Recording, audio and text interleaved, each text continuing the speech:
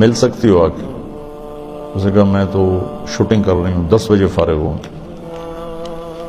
میں نے کہا اچھا بیٹی جب فارغ ہو جاؤ نا پھر آ جانا، میں تیرا انتظار کروں، چاہے لیٹ بھی ہو تو آ جانا۔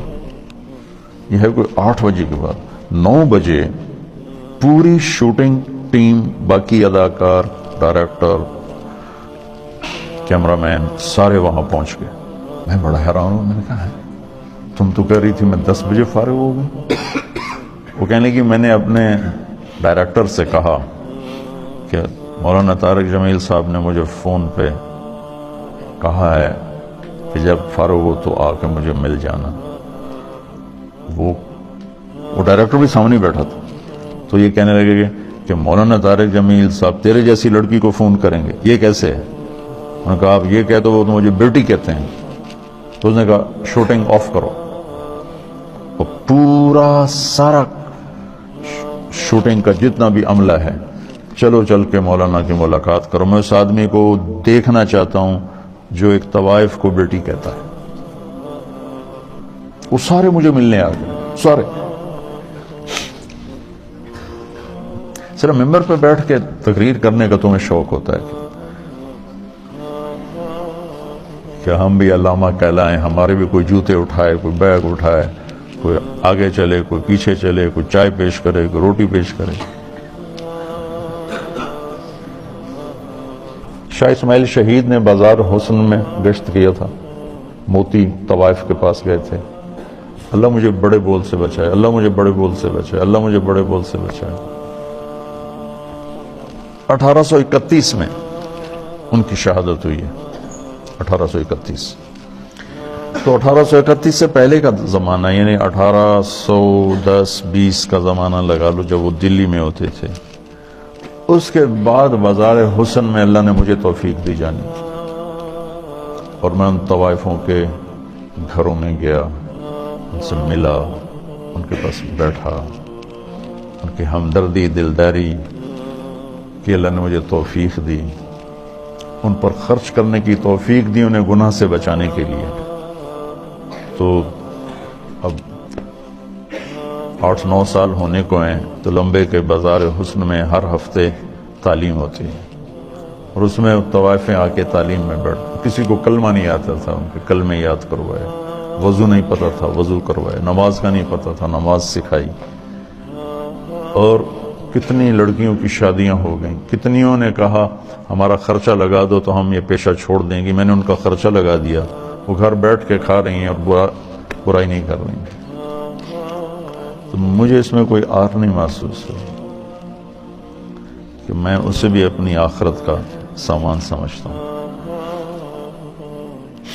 اور میں نے ان کی نائکوں سے کہا ہوا ہے کہ جو اپنی بیٹی کی شادی کرے گی میں سارا خرچہ دوں گا۔ اور جتنا مظلوم یہ طبقہ میں نے جا کے دیکھا ہے، بہت مظلوم طبقہ ہے، بہت مظلوم طبقہ۔ مرد کی ہوس پوری ہوتی ہے اور لڑکی کے ماتھے پہ طوائف کا داغ لگ جاتا ہے، اور وہ اسی طرح سیٹھ صاحب بھی ہوتا ہے، چودھری صاحب بھی ہوتا ہے، میاں صاحب بھی ہوتا ہے، سردار صاحب بھی ہوتا ہے، مہر صاحب بھی ہوتا ہے، وہ اسی طرح ہوتا ہے، اس کا کالر سفید رہتا ہے، لڑکی کے ماتھے پہ طوائف کا داغ لگ جاتا ہے، پھر 7 سمندر کا پانی بھی اسے دھو نہیں سکتا۔ اور یہ داغ لگانے والے سارے عیاش لوگ، جن کی عیاشی پر تو پردہ پڑ گیا اور اس کے ماتھے پہ کالا داغ لگ گیا۔ ایک ماں بڑی طوائف ہے، اس کی بیٹیاں جوان ہیں، تو میں نے کہا تو ان کا کوئی رشتہ تلاش کر، میں سارا خرچہ تو میں دوں گا، شادی کرائیں۔ وہ کہنے لگی مولانا صاحب طوائف کے کوٹھے پہ کون رشتہ مانگنے آتا ہے؟ مجھے لگا جیسے کسی نے میرا دل چیر کے رکھ دیا۔ طوائف کے کوٹھے پہ رشتہ مانگنے کون آتا؟ یہاں تو عزت سے کھیلنے آتے ہیں، رشتہ لینے کوئی نہیں آتا۔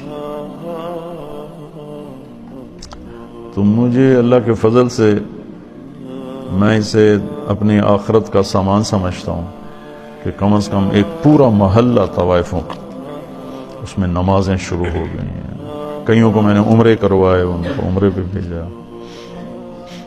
آج ابھی یہاں آنے سے پہلے ان کا جو ایک مردوں میں ایک بڑا چودھری ہوتا ہے، ایک عورتوں میں ہوتی ہے، ان کا اپنا ایک پورا نظام ہے. میں نے اسے فون کر کے کہا تم تیاری کرو، میں تمہیں عمرے پہ بھیجتا ہوں. اس نے مجھے اتنی دعائیں دی، اتنی دعائیں دی. تو میں چاہتا ہوں تبلیغ تمہارے اندر اس طرح اترے.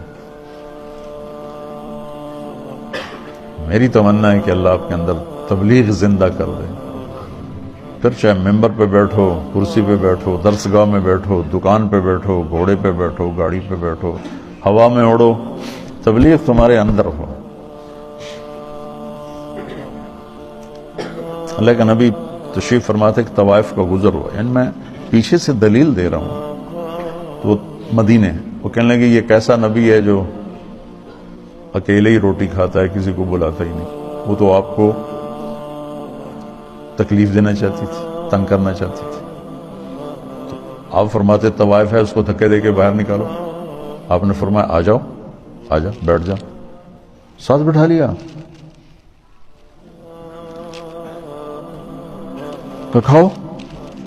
اس کا مقصد کھانا نہیں تھا، اس کا مقصد آپ کو غصہ دلانا تھا، آپ کو تنگ کرنا تھا کہ یہ کچھ کہیں گے پھر میں کہوں گی ویکھ لیا تہاڈا نبی اے گلاں کردا ہے.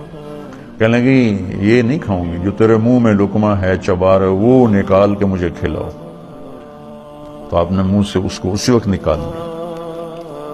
ہمارے پنجابی کی مثال ہے، کبا سمجھتے نا، کبا، کبڑا. کبے نو کہیں لا تمہاری وہ سدھا ہو گیا. اس نے کہا بھائی تیری مہربانی.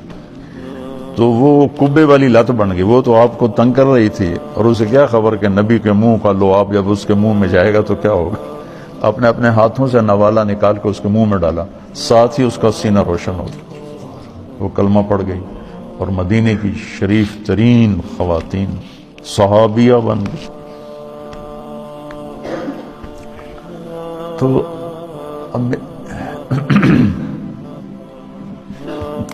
ہمارے ایک بزرگ تھے ڈاکٹر اسلم صاحب رحمۃ اللہ علیہ، رائمنڈ میں زندگی گزاری. جب میں رائمنڈ پڑھتا تھا اسی میں فوج میں تھے. تو نظام الدین گئے تو مولانا الیاس صاحب رحمۃ اللہ علیہ سے کہنے لگے میرے پاس آدھا گھنٹہ ہے، اب مجھے تبلیغ سمجھا دیں. تو مولانا الیاس صاحب رحمۃ اللہ نے فرمایا کیا کرتے ہو؟ کہ جی میں ڈاکٹر. تو ایک سامنے بڈھا سا نا میں بات ہی بیٹھا تھا، کہ اس کو آدھے گھنٹے میں ڈاکٹری سمجھاؤں. وہ کہنے لگے میں آدھے گھنٹے میں اس کو ڈاکٹری سمجھاؤں گا؟ اس ان پڑھ کو میری عمر گزر گئی، میں اس کو ڈاکٹری سمجھاؤں آدھے گھنٹے میں؟ تو کہنے لگے تو مجھے تم نے کوئی گھسیارا سمجھا کہ میں تمہیں آدھے گھنٹے میں تبلیغ سمجھاؤں؟ بہت ٹائم لے کر آؤ، میں تمہیں سمجھاؤں گا. پھر وہ ایسا لگے کہ پھر ساری زندگی ان کی رائمنڈ میں گزر، ساری زندگی. بس مرض الموت میں بیمار ہو کے گھر گئے، وہیں انتقال ہو گیا. تو جو کچھ میں نے دیکھا ہے، یا 50 سال ہونے کے مجھے تبلیغ میں، وہ میں تمہیں ممبر کے 1 گھنٹے میں کیسے سمجھاؤں. اس لیے تو میں مشورہ دیتا ہوں کہ جو کہوں وہ کر لیا کرو تو فائدہ ہوگا. ابھی صاحب رائے مت بنو، نقصان اٹھاؤ. کیونکہ تمہارے پاس وہ